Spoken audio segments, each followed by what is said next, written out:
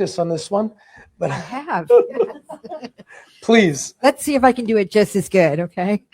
So this is the first reading for an ordinance being read by title into record. An ordinance of the City of Marco Island, Florida, amending the City of Marco Island Code of Ordinances by amending Chapter 54, Waterways and Beaches, Article 5, Sea Turtle Protection by amending Section 54-143, definitions to include fishing as a special event, amending Section 54-151 to provide regulations requiring a special permit for 10 or more people that gather on the beach at night, prohibiting anyone fishing on the beach at night between 9 p.m. and 9 a.m. during sea turtle season to protect sea turtles and their nesting habitats, providing for codification, providing for conflicts, providing for severability, and providing for an effective date.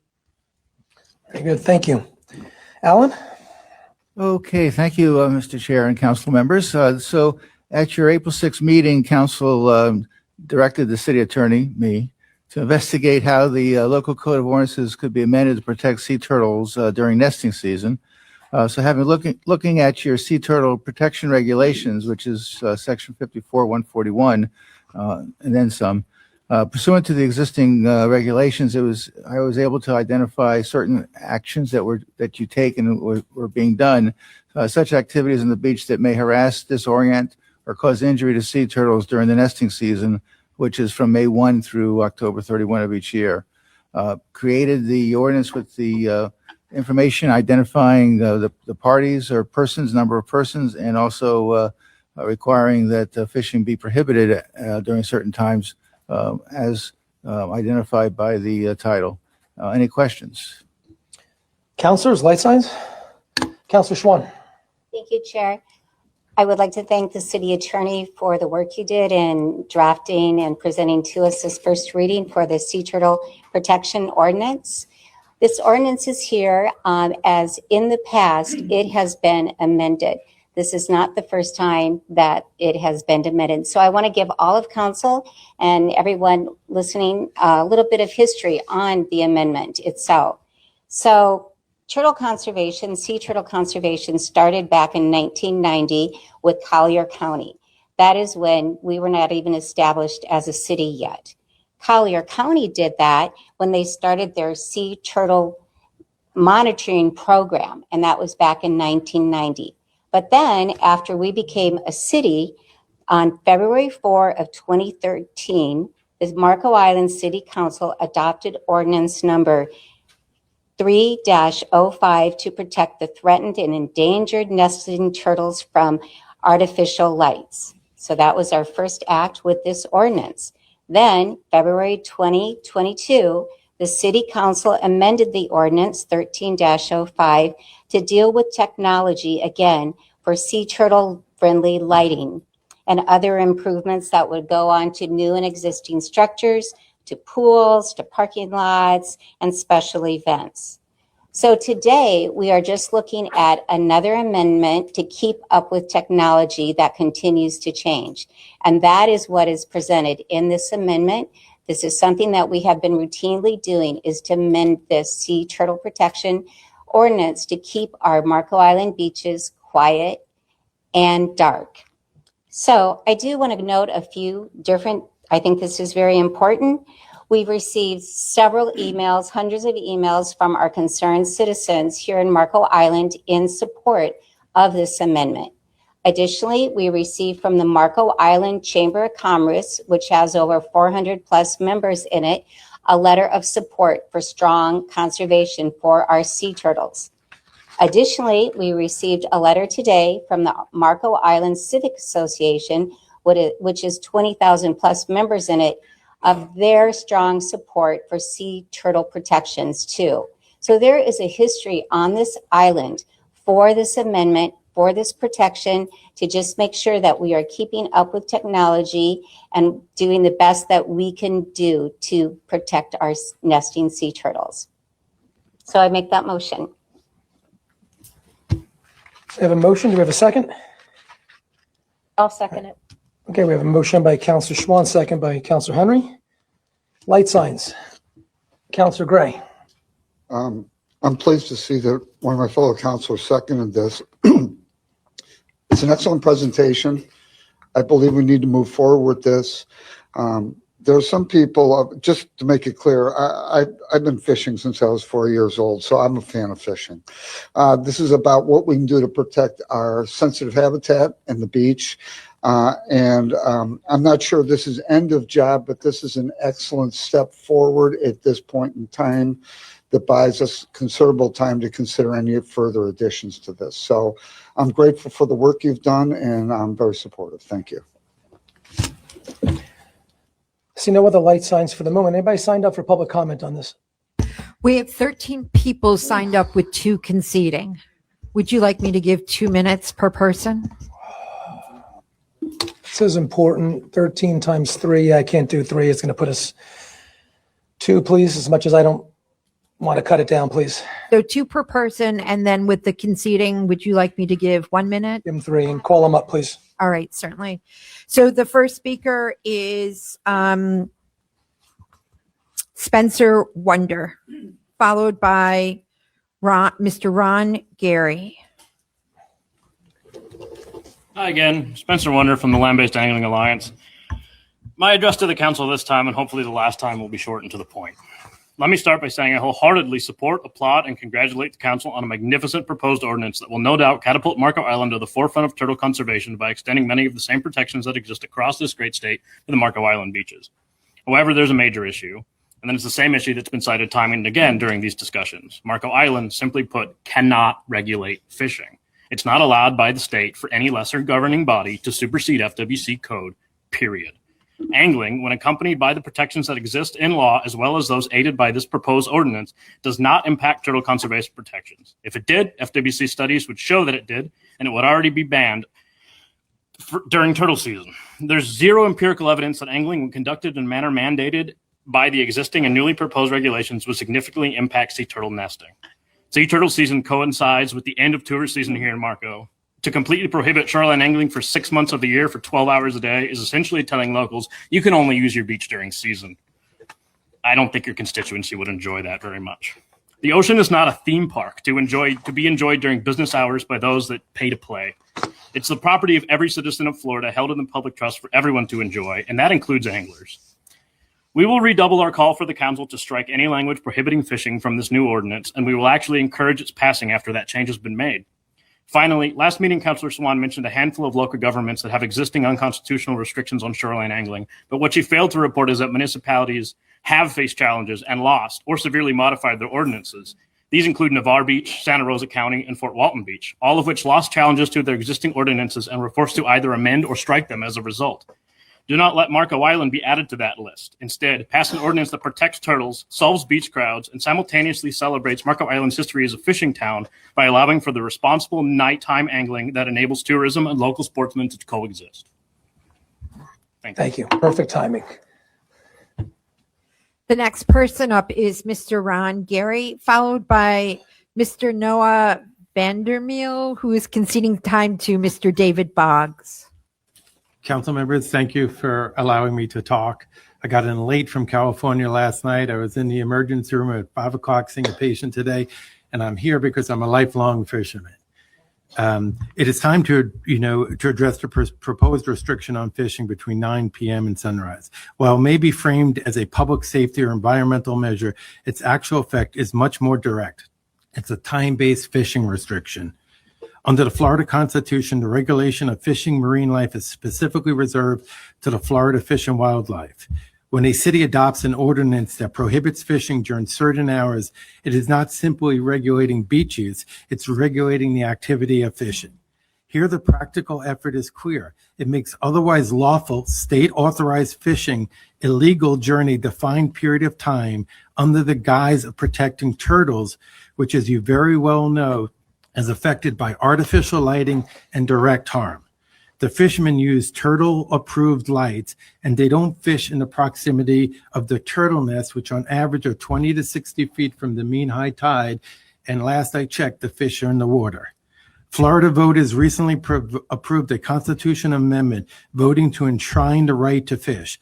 A blanket prohibition from 9 p.m. to sunrise directly limits when the constitutional right can be exercised.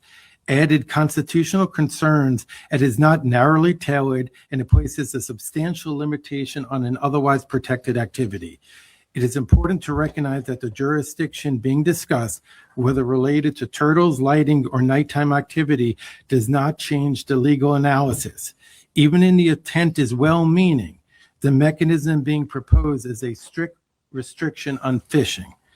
For these reasons, the proposed ordinance is not just a policy decision, it's a legal vulnerable action that exceeds the city's authority under Florida law and not worth spending hard-earned taxes defending in court.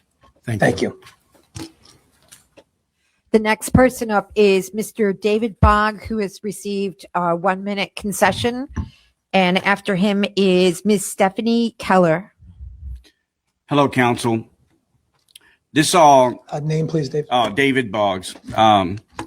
This all started because councilor wanted to stop shark fishing on the beach. Has nothing to do with turtles. Has nothing to do with safety. Has everything to do with a few people doesn't like it. And what I've learned about this city is when people that are elected to office, if somebody doesn't like something, if you complain loud enough, you believe anything just to cancel it. And that's sad because constitutions matter. The law matters.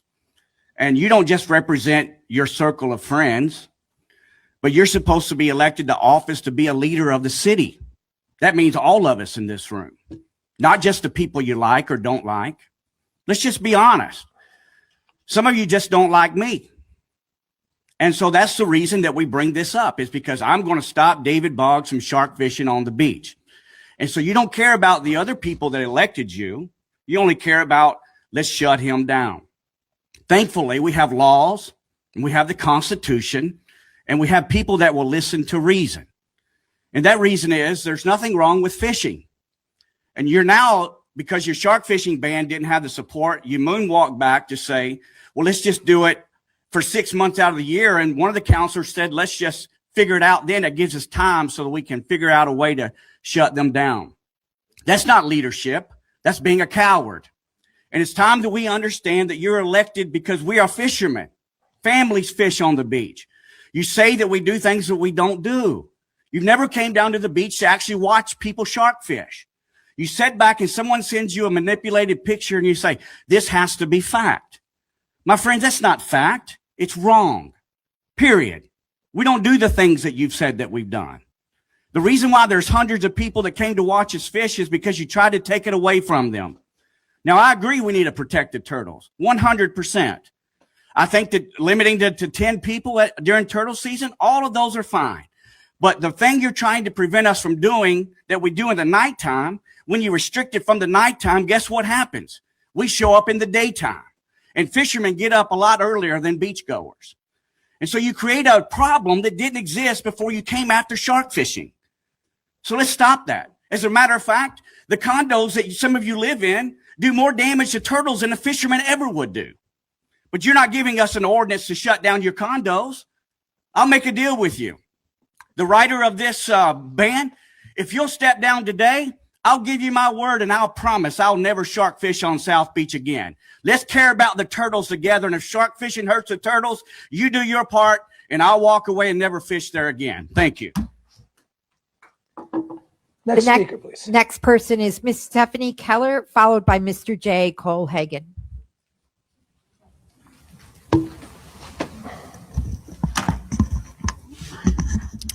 Hello, Council.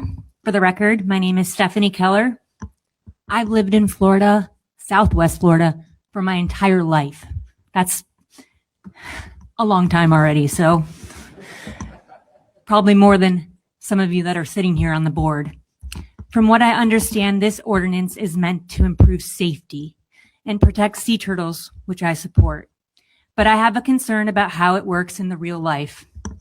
If certain activities are restricted at night, it may shift more activity into the daytime when the beach is more crowded, with more swimmers and more interaction overall.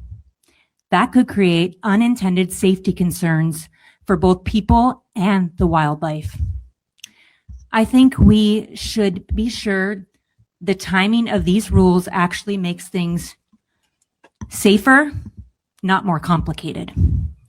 Before this moves forward, I hope it can be looked at a little more carefully so it works the way it is intended to practice. I'd like to close with a line from Genesis 9, verse 3. Every moving animal that is alive may serve as food for you.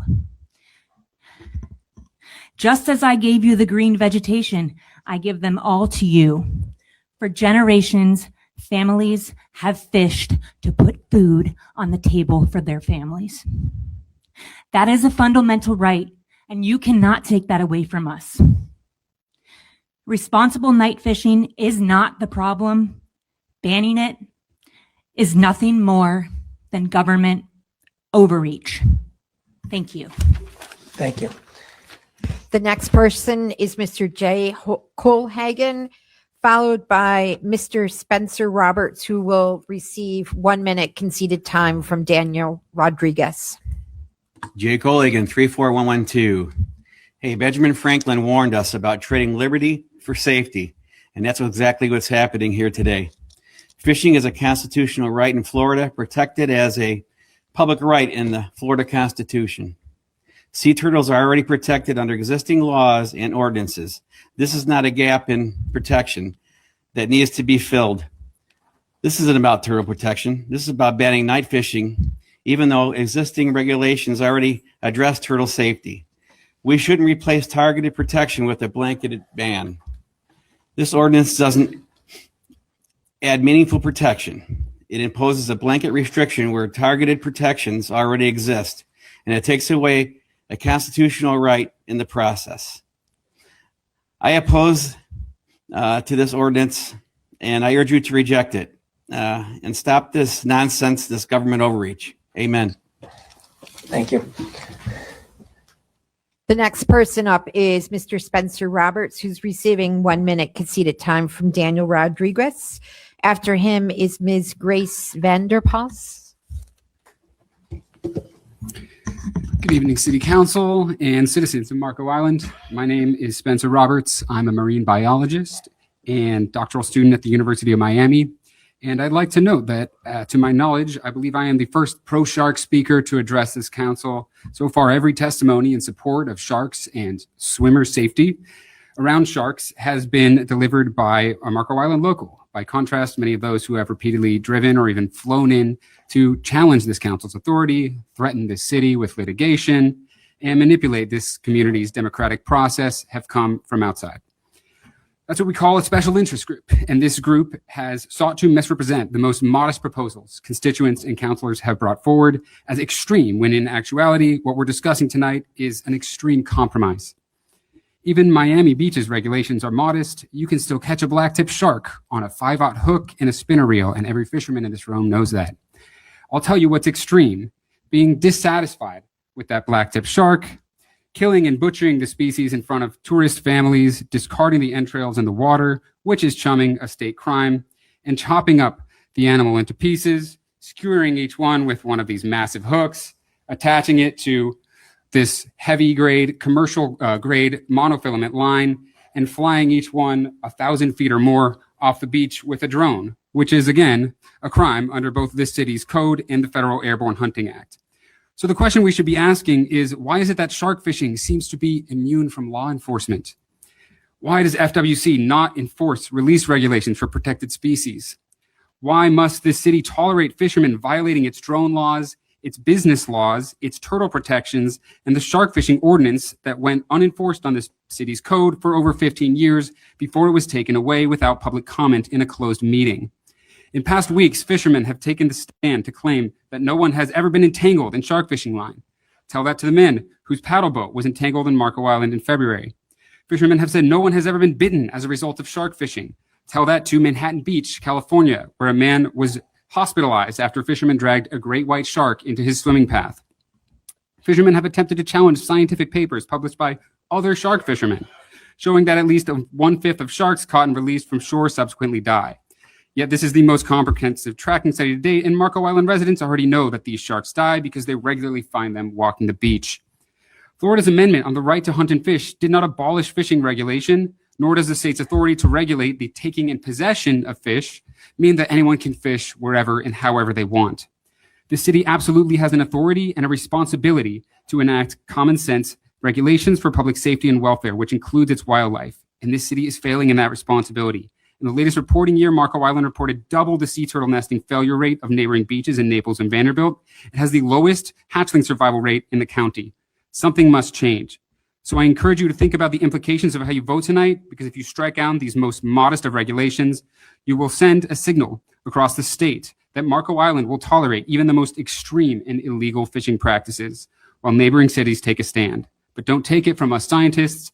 Take it from your own constituents who have made clear that they expect their elected representatives to address this trend of killing endangered species for selfies, which has made a mockery of this city's laws and a butchery of its beach. Thank you.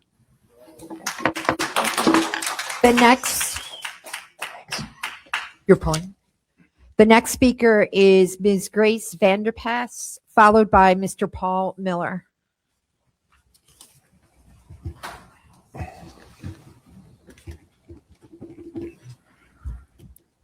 Thank you. My name is Grace Vanderpass. I came here today not as someone threatening to sue your city. I do not have a financial stake in shark fishing nor preventing shark fishing. I have no interest financially, again, in marine conservation and have never been paid by sharks. And rather, I am here as someone who speaks in the interest of other people who want to protect their local wildlife, their beaches, and not only the sea turtles, but themselves. I myself have been entangled, and as an avid swimmer and diver, I know how stressful that can be. I also know that it's stressful to enter the water and see animals entangled. I also know that it's not fun to come across the carcasses of animals, which we are seeing repeatedly in photographs of Marco Island. I recognize the frustration of the residents of Marco Island, and I feel it myself. I did want to come here to say that you have the right to say what you want for your city. In the United States, we do have the right to speak to home rule. You are not supposed to be pressured by legal and financial threats for enacting regulations that have been pushed by your locals for years. You can and should speak out when it comes to the enforcement of already weak FWC regulations. You can defend your drone ban, which does not violate the Americans with Disabilities Act any more than saying you should be able to use a semi-automatic weapon to hunt ducks in your local park because you have bad eyesight and can't drive a car. That is a mockery of a necessary act that we need for the American people. You can speak to common sense. And yes, that does also have to do with the sounds and loud people shouting on the side of the beach at night, filled with lights, amber lights, which once again, we all know are beneficial for turtles, but are not the best for turtles. They can see amber lights. It is not as good as white or blue lights, but to have shining amber lights with people shouting, with thrashing sharks, is going to prevent turtles from coming to the beach. We know this as a fact. I ask people here, regardless of the outcome of tonight, to recognize you as a citizen, have a voice to what you are comfortable with. And having financial incentive does not make you any more important than any other resident. Your beach does not need to be known across the internet as a place to do shark fishing. I know that these beaches have much more to offer than the manhandling of the unique marine wildlife. Thank you. Thank you. The next person up is Mr. Paul Miller, followed by Mr. Michael Wynn. Good evening. Thank you for y'all's time. My name is Paul Miller. I'm a resident here at Marco Island. Just to be 100% honest with you, how it feels like we came to here is a little bit disingenuous. It feels like we started off with an angle of we don't want to have shark fishing on the beach, and that didn't seem to be going in a good direction. And then we kind of pivoted and turned to turtle season. Now, first and foremost, I'm a professional fisherman. I love the turtles. I see them almost every single day of my life. And just like everybody else in this room, I'm sure everybody loves them as well. So I'm not here to say that we should not be concerned about the turtles by any means. It just feels like the root cause of how we ended up here has nothing to really do with the turtles. And it's simply just about the fishing on the beach. When it comes down to limiting the groups of 10, by all means, I think that's a great idea. I don't think it's a bad idea at all. There's a lot of people on the beach and that can make a lot of noise. And if that's important to turtle season, it is what it is. But in the same instance, banning fishing entirely, I don't know how that is any better than letting 5 kids go play football or frisbee on the beach at night past 9 a.m. but they don't have a fishing rod, so now it's safe for the turtles, if that makes sense. In the other instance, that from 9 p.m. to 9 a.m. I don't know how you can regulate that. There's turtle watch people, or, whatever one comes first, I believe was the ordinance said. It leaves a big gray area for a lot of, misconception on when you can or when you can't. And I think that just can cause a lot of problems and a lot of cost, maybe even when it comes in trying to regulate that or employ somebody to be the guy at the beach with a flag that says, this is when you can be here, this is when you can't be here. And then with that being said, I think there's other ways we can go about it. As far as, the shark fishing permit, there's an educational course. Maybe implement some type of sea turtle watch in that shark fishing course from the FWC standpoint. And that's kind of all I have to say to that. But thank you. The next person up is Mr. Michael Wynn, followed by Ms. Maria Lamb.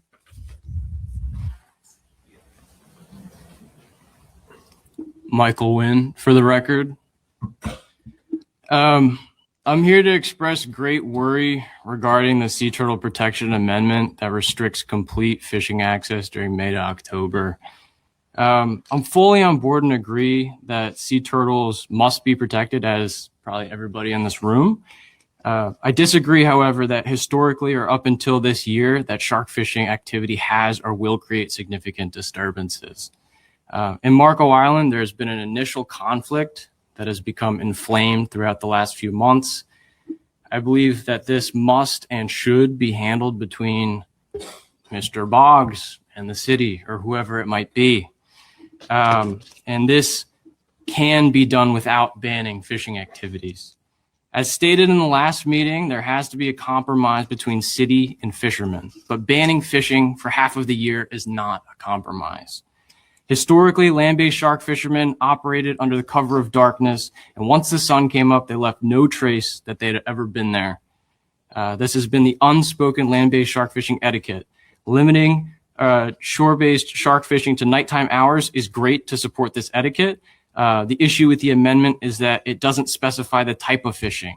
Can I still walk the beach at sunset and blind cast for snook? Can I fly fish? This reads as a blanket restriction to all fishing activity. It's growing to be frustrating to see the real-time pivots after each discussion between you, the council members, and us, the fishermen. First it was sharks, then it was Mr. Boggs individually. Now it's turtles. Tomorrow it could be shorebirds, crabs, or plants. If you keep this a shore-based fishing issue, I do not see a conclusion in this that does not infringe on Florida fishing rights. I just want to say correlation doesn't imply causation with this.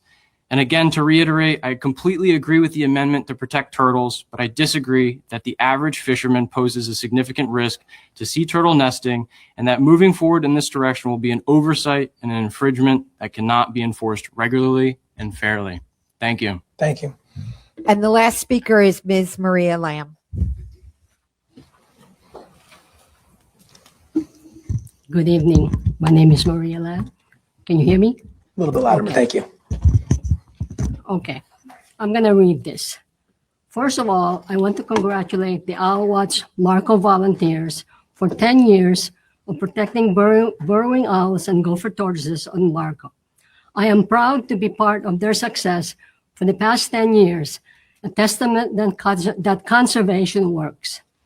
But conservation alone is not enough to make that happen. Thanks to a partnership with the City of Marco Island and a strong ordinance that made it possible for us to celebrate 10 years and hopefully more beyond. Conservation of protected species is a long-standing tradition for Marco Islanders. Another example is the Sea Turtle Lighting Ordinance, which was passed in 2013 to make the beach dark for sea turtles during sea turtle season. According to a report from our code enforcement, for this year, they issued only 5 notices of violation for sea turtle lighting violation. And using the Sea Turtle Lighting Ordinance with advanced technology is working in keeping our beaches dark. So that's working. Conservation with a strong regulation is a beautiful partnership, keeping the beach dark for 6 months. It's been working since 2013. According to FWC, sea turtle expert, human disturbance on the beach at night can negatively impact nesting sea turtles. Let's continue that Marco Island tradition of strong partnership between conservation and regulation, and we have that, and it's working in Marco Island. So let's keep Let's keep our beach dark and quiet for the next generation of sea turtles. Thank you. Thank you. Any more speakers? No, that was the last speaker. Thank All you. right. Thank you to all the speakers. Thank you to the audience for maintaining composure. Councillor Henry, you're up next. Thank you. Thank you for everybody that spoke. Your input is appreciated. And to the 375 people that emailed us, we tried to get back to as many as we could. I have to say, I don't love the word ban. But if that's what it's going to take to make sure that our beaches are dark, that's what it's going to take. I just have one question for our city attorney. I take it you put a lot of thought into this. It's a very good legally done ordinance change so that we are within all the guidelines of the right to fish for the state of Florida and all of the various things that for laws. So the answer to that is that we're not prohibiting fishing totally. It's only restricted in a certain period of time. Whether you make it 9 p.m. to 9 a.m. or made it to 7 a.m., for example, it just gives more time that the restriction would apply. Or if you made it later than 9, a different time period, because remember, it gets dark later now. Yeah, it was still dark at 8 o'clock last night. Right. So, I mean, those are questions that are yet to be determined. Okay. That's all. Thank you. Councillor Goller. This is going to be a little bit long. I did go down and watch Mr. Bob's fish, shark fish. I was there. Actually, I saw you at one of the nights, and I stayed back. Actually, I watched you. I spoke with one of the chief. Thank you. Your officers are doing fantastic job patrolling everything and watching what's going on. And I tell you the truth, I didn't see any law breaking. I saw Mr. Boggs catching a fish. The kids, he brought him up. They took a quick picture and he let him out. So to say that I'm going to ban Mr. Boggs from fishing, it's just ridiculous. I will never feel comfortable to do that. I know that he's actually changed his behavior from previous, and I'm glad you've done that. Now, I have a quick question with we have the FWC guy here, sir. I'm going to ask you a couple questions. Sure. So obviously you saw the ordinance that was brought to us by our city attorney. So what are your thoughts about the ordinance? And do you have actually any input in there? First of all, I'm Captain Randy Yanes. I'm the area supervisor for Collier County. So what is the question? I'm sorry. My question is, do you think our ordinance is fair? Do you think that Mr. Boggs fishing, because you're FWC representative, correct? I am, and I think you guys took the right route going through our legal counsel, which did return an answer for you guys, and I think that's the best possible route for you guys to take. Okay, thank you. I'm not going to give an opinion on. No. That's what I needed. That's all I wanted. Thank you very much, sir. Now, my next thing I'm going to say, I live on Marco Island. We received over 300 emails, and I'm so sorry for those that I did not return that because it was overwhelming. And thank you all for participating in this journey. I live on Marco Island, and my constituents asking me to let's protect the turtles. It is my duty as a representative of my city to listen to my constituents. And if they're asking me and that we're not breaking any kind of laws here, I do think that we should protect the turtles. It's not banning Mr. Boggs your activities. Absolutely not. I will never suggest any kind of ban. But I think that we have to think about how we can protect our turtles and I know the commotion is still there. I know that you're using, I've seen the lights that you use. You use the FWC approved lights. Yes, you are. So, I have a very hard time to saying that, you should not be fishing there, but I also have to protect my environment, which is these are my constituents, and they're begging me that, ma'am, would you please just protect our wildlife? And that's my duty to listen to them. So I will have to go with the probably vote for this ordinance. Thank you. Vice Chair Champagne. Yes, I'd like to start by asking the FWC representative here this evening. We as city councilors are being told that there are numerous violations of endangered sharks, leading to the death of those sharks. How often or how frequent does the FWC visit our beach to determine if there is validation to those concerns? We visit frequently. And when chief calls me and asks if we can send somebody out, we send somebody out. We have to understand that, as you know, Collier County is the biggest landmass county in the state of Florida. And my officers are responsible for every square mile of that.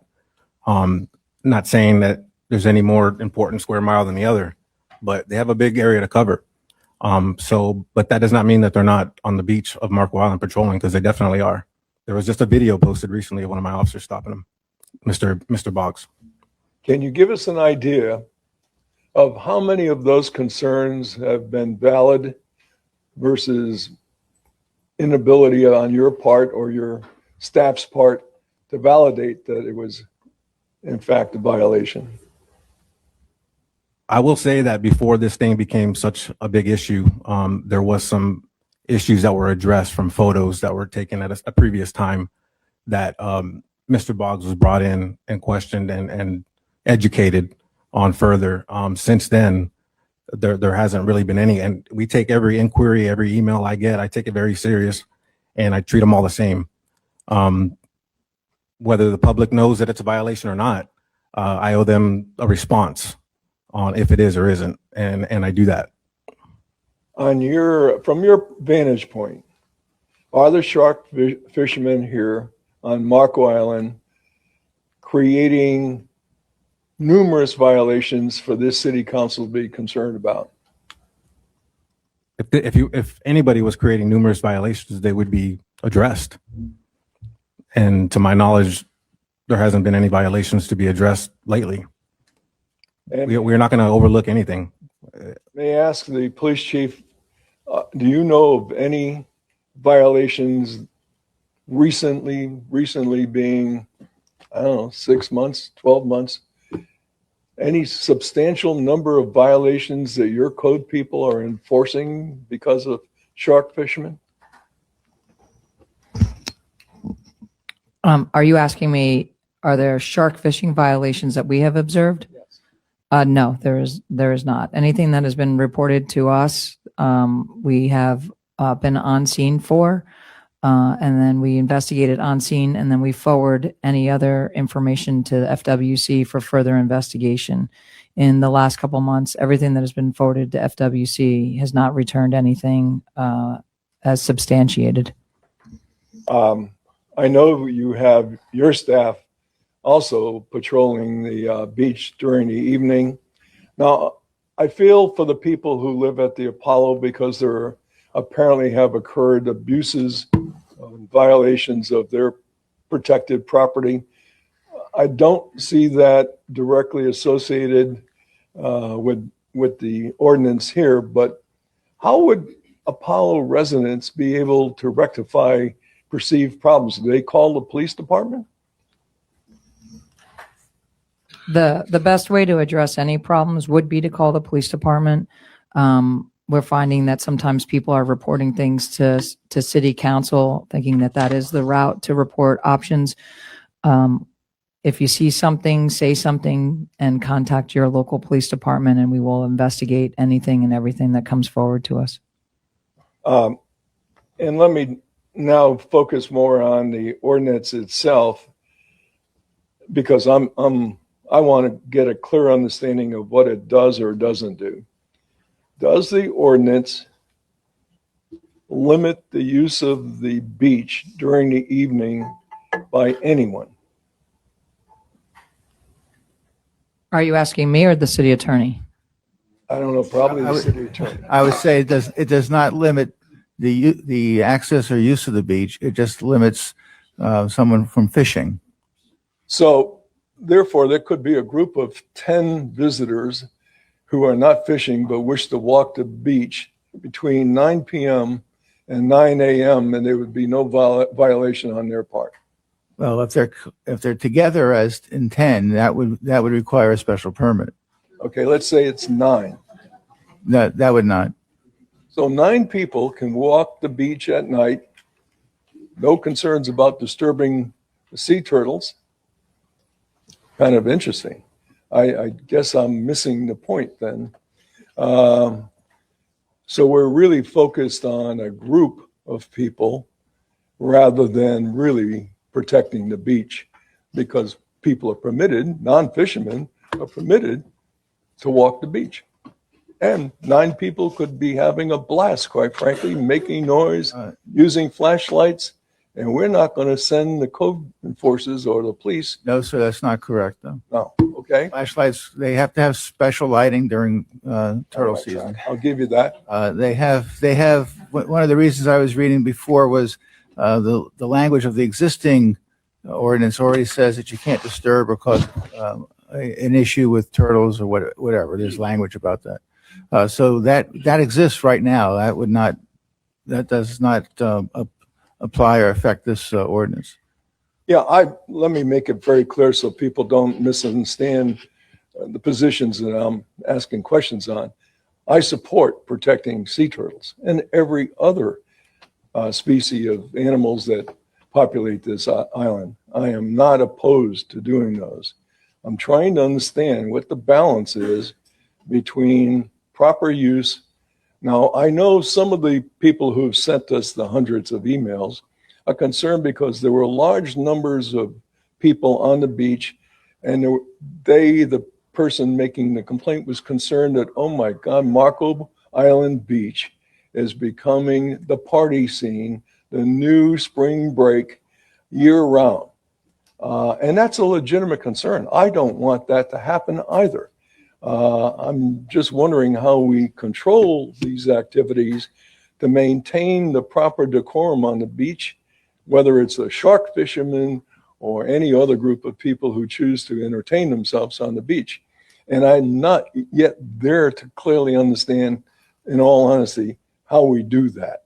But let me now direct my comments to the shark fishermen, because last meeting, after people were making very serious suggestions to restrict or ban shark fishing, I reached out to you as a group and said, hey, let's work on a compromise, okay? Come up with some ideas, send them to the city council. Let's work this out peacefully.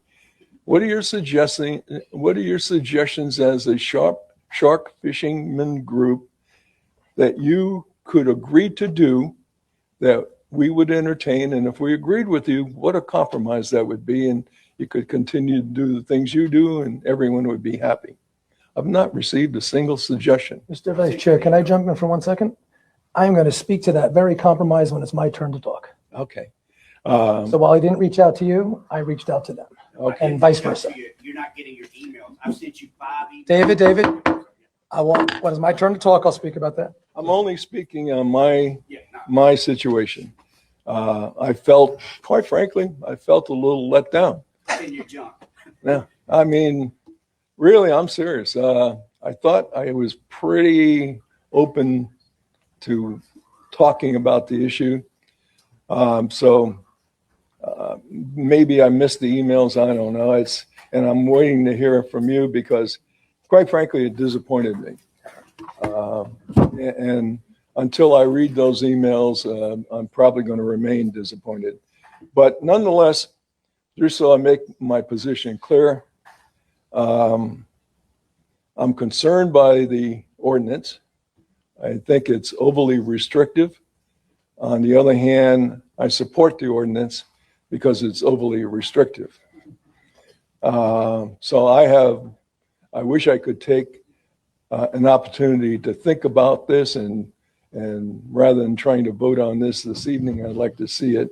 I agree. And this is the first reading of the ordinance, so we still have a shot down the road. I'm loving these ordinances, I'll tell you. Go ahead. All right, thank you, Mr. Vice Chair. And do not be disappointed, Mr. Boggs, maybe just because I got the big title reached out to me, okay? But he took your words for the lead of it, right? But I'm going to start with a couple of things. Bear with me for a second. I just want to quickly, I'm going to paraphrase Charlie the macaw that lives in the Hilton cage at a vacation rental property. And I only say this, I'm not going to read the whole thing, but I say this to tell you I'm an animal lover, even though I'm not going to support this version of the ordinance as we speak in a few minutes. I had advocated for Charlie, who was in the Hilton like a piece of furniture, and I said to the manager, why do you get this bird sitting in here for us to take selfies? It's disgusting. And they told me how much he loves being there and hangs out with housekeeping. He's been there for 30 years, but don't stick your finger in the cage, you'll bite. It goes on and on. But if you doubt my sincerity for animal activism, I'll copy you on this and you'll know that I've been fighting for their rights. I'm not an animal activist. I'm not a hardcore, but I do try to protect those who can't protect themselves and have the opportunity. With that also, I do apologize for the 82 emails I did not return. I returned them up until 12 in the afternoon, then I had to get ready for this agenda. So the ones that came after 12 o'clock, your answers will be right here. We had a meeting, last meeting, and we didn't get what we wanted for a shark fishing ban. So we turned it in to protect the turtles, and we are writing a shark fishing ban. And as much as I don't like the sport, as much as I don't condone it, as much as the emails I've received that said it's a wonderful family moment, I'm going to push back a little. Not for the shark, it isn't getting dragged to the shore by a hook so you guys can have a wonderful family moment. Ask the shark how he feels. But I don't have a right to judge that. This is state law and state given rights. And I feel we are writing an ordinance that goes against that. We are circumventing what we couldn't get accomplished last meeting by simply saying we'll call it a Turtle Protection Act and we'll circumvent the law. It's the way I feel about it. I mentioned before, I've watched, God rest his soul, Counselor Glenn Tucker sit not in this dais, but in the old one. And he fought it, pushed back against 6 other counselors and said, you cannot deny people to live aboard boats in your bay just because you don't like them or think they don't spend money in the community or they are dirty and filthy, stinky, and they drop their poop in the canals. You can't do it. He's the only counselor that fought back. He's the only counselor that was right. So if I'm the only counselor that doesn't vote for this, I will be the only counselor who I feel is right. This is not, and I will protect the turtles, but we are banning something that is legally protected in Florida, whether we like it or not. And we're cloaking it around turtles. We clearly did it last meeting. We can't get a second on a motion for sharks. Let's spin it to turtles. Now, Mr. Boggs, if you'll come up, please. So Mr. Boggs did reach out to me. And he said, I want to put an end to this nonsense. Doesn't matter how I feel about him personally or what I think about his business. If he's running an illegal business, that's for the police, and that's for them to determine. That's not for me to judge here, and he will go before a magistrate for that. But I'm not going to penalize an entire industry because we think one person we think, or some people think, may not be behaving properly. David reached out to me. He said, I'd like to put an end to all this. Why don't we give it a try, and correct me if I get anything wrong here. Then I will move down to Tiger Tail Beach, right around the beginning of the Sand Dollar Spit. It is approximately 2,100 feet from the next, if I did the math correctly and measured out in Google, from the next closest house, and about 1,800 feet from the 4th South Seas Tower unit. We'll grab all our gear. We'll go down there. We won't bother anybody. All I ask is you don't bother me either. Let's have a truce. Let's give it a try. Let's not expand government. I'm putting my part into this. Let's not expand government with ordinances that some of us feel might be rushed. Simply when we could see if they can go somewhere else, enjoy what they're doing. And we have our police every night going to the beach with an extensive report.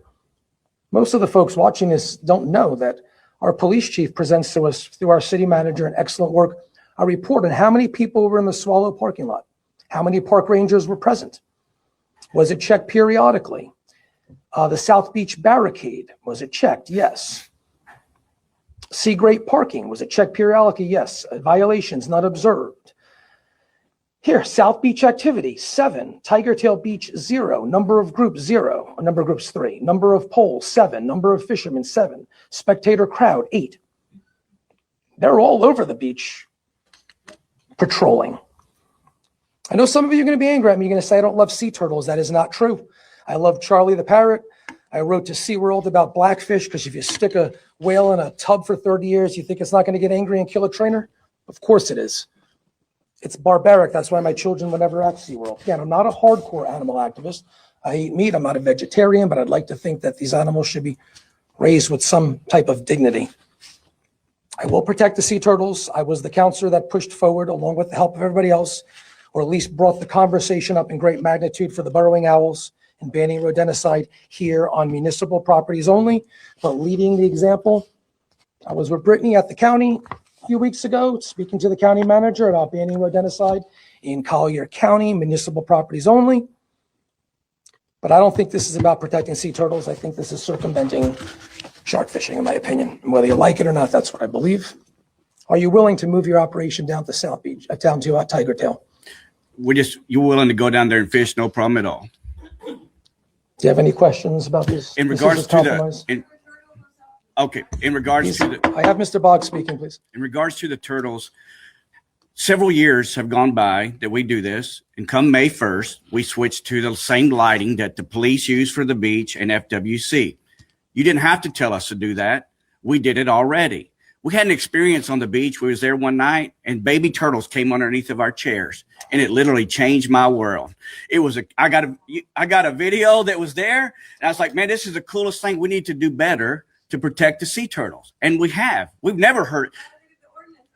I live here. It's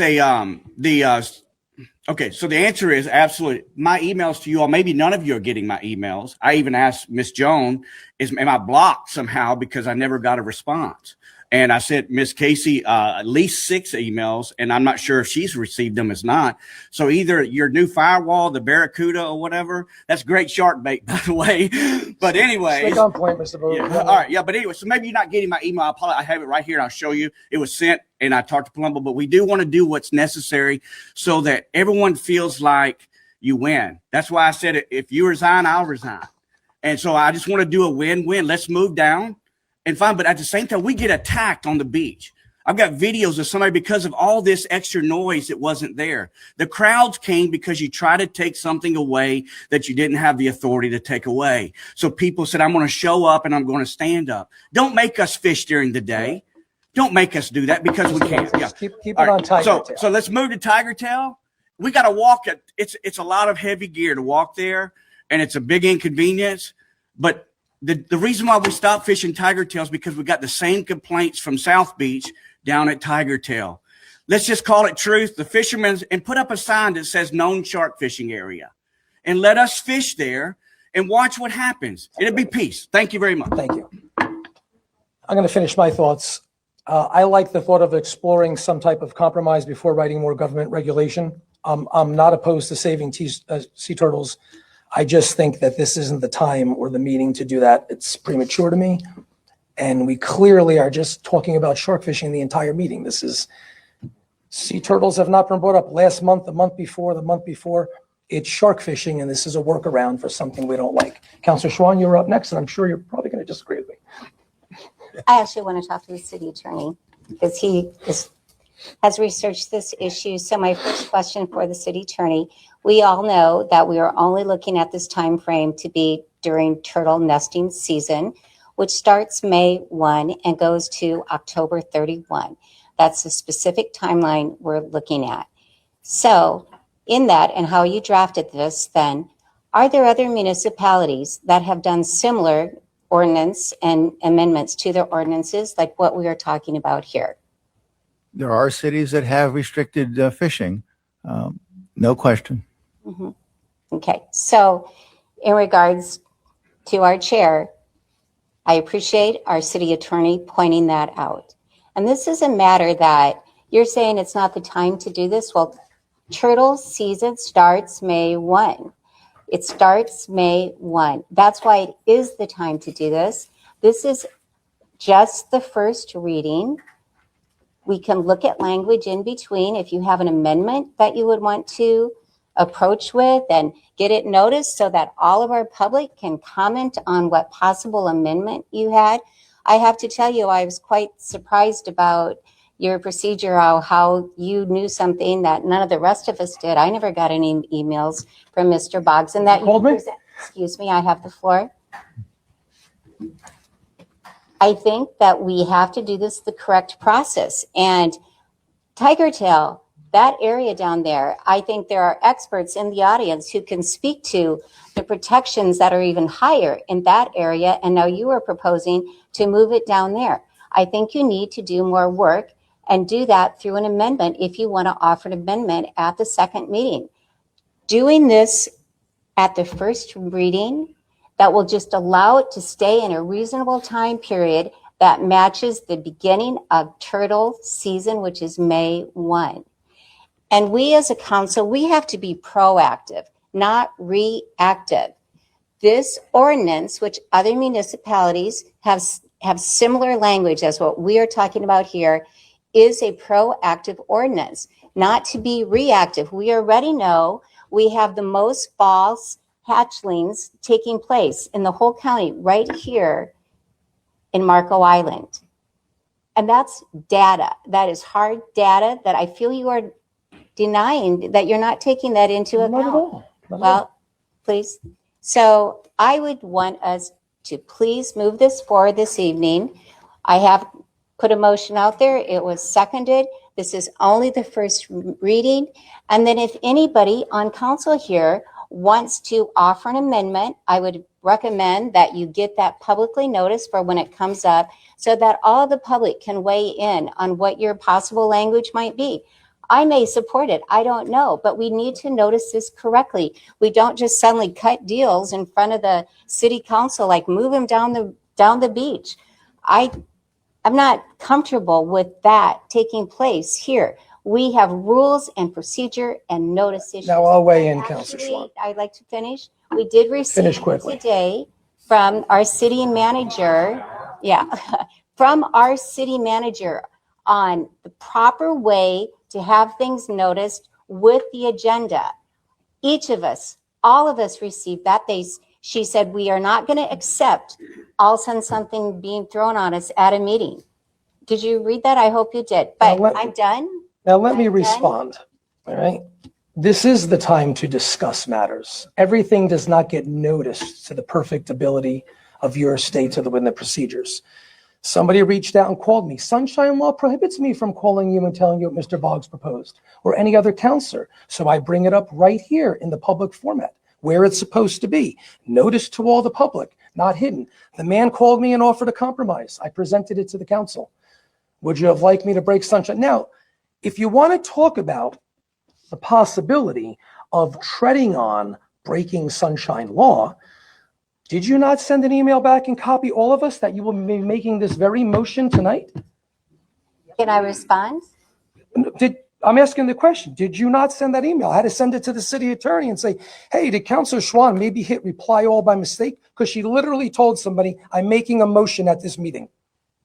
That's not noticing the I will public. respond. So yes, I did do that unintentionally. As we all know, we received over 300 emails. Understood. I have been trying to keep up personally with every one of those responses. Everybody here has accidentally done that before. I did it. We've seen it happen all the time, but you chose to send that one, and that's fine. You have every right to. The city attorney reached out to me, and I responded. I owned it. I said, yes, that was not intended to be, and I explained that it's been. We have a point of order. State your point of order, please.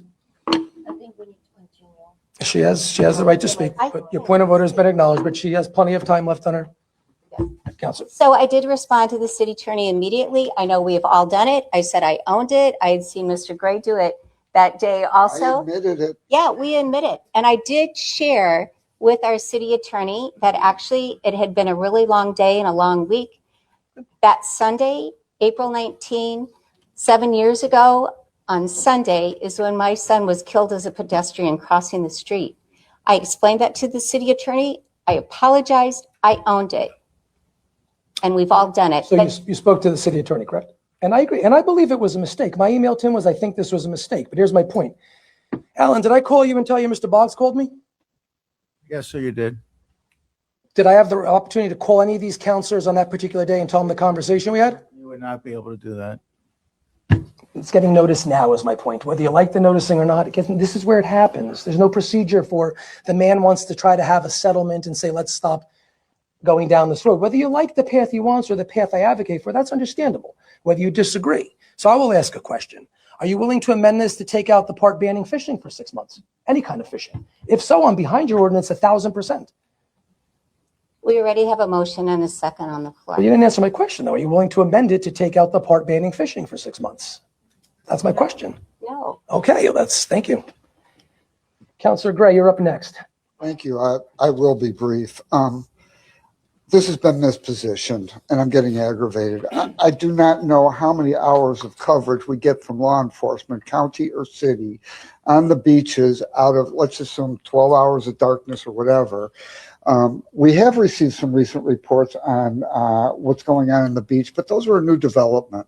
The point I'm raising, I'm after safety and soundness and control. I have no desire to shortchange any fisherman or shortchange your rights, but we need control. And I really do not believe, with the data that's been presented, that there have, in fact, been infractions. They have been reported. I'm seeing a number of communications where I'm seeing mishandled fish, etc.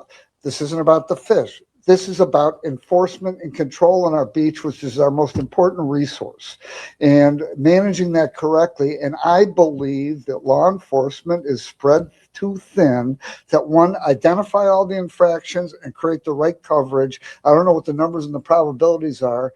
I do believe we should improve this conversation going forward, but right now we need a safety valve for the turtles until we can figure out a better answer.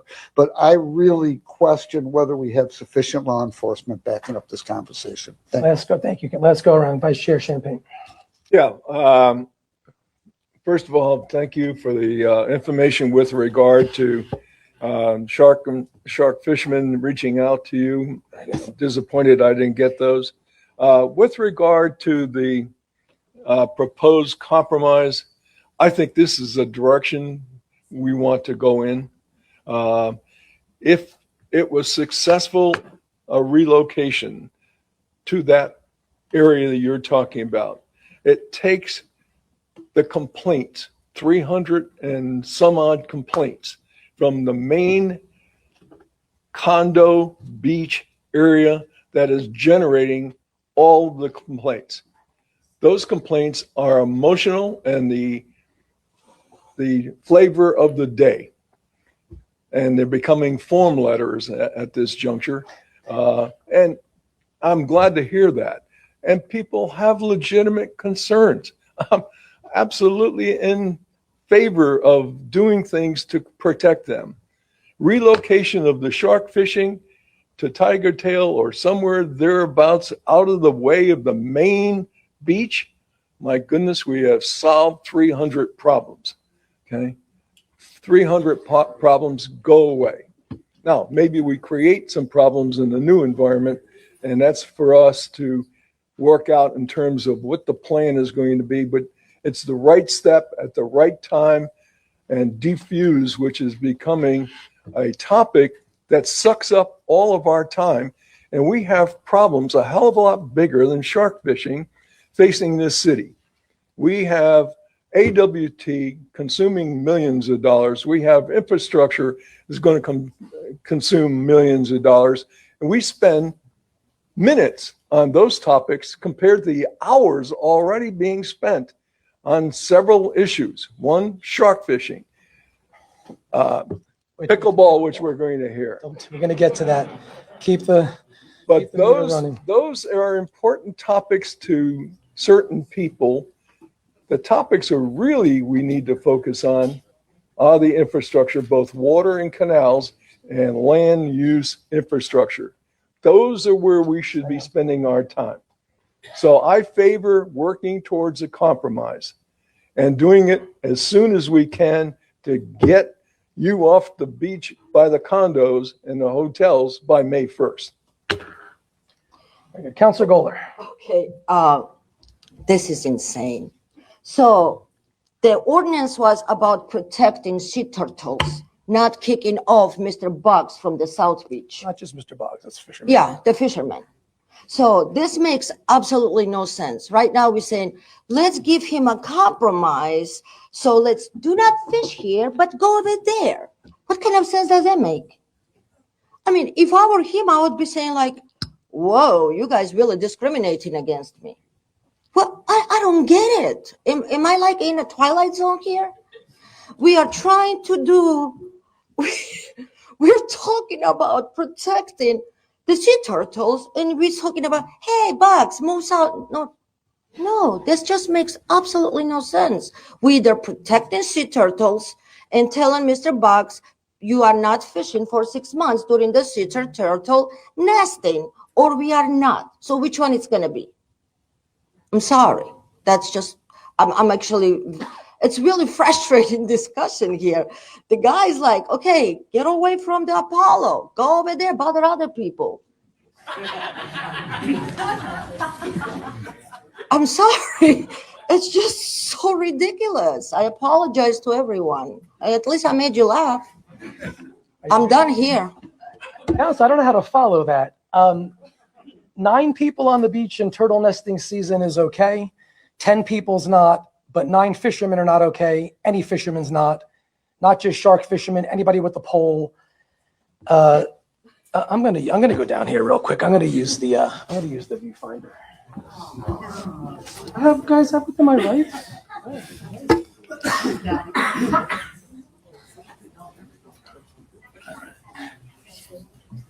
Can you see that?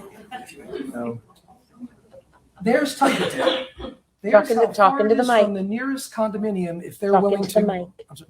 There's Tiger Tail. There's how far it is from the nearest condominium and house if they're willing to move for a while and defuse the situation, as Vice Chair Champagne said.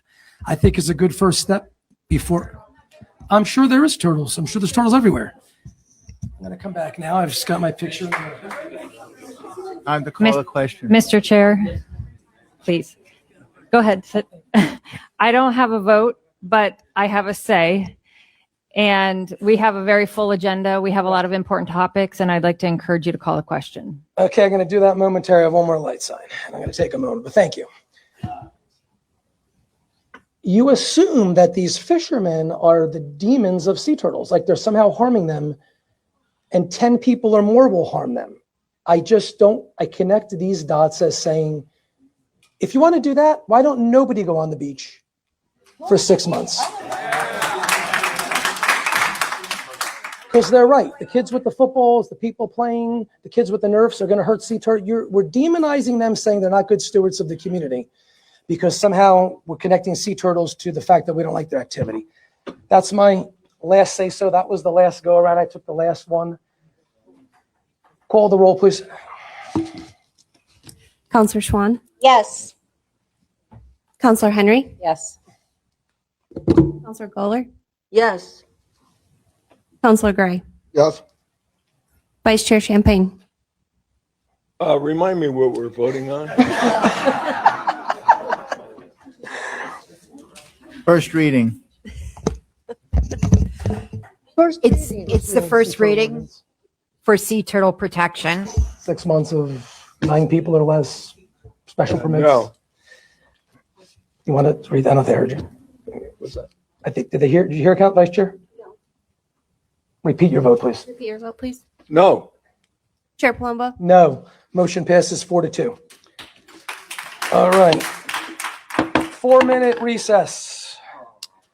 Let me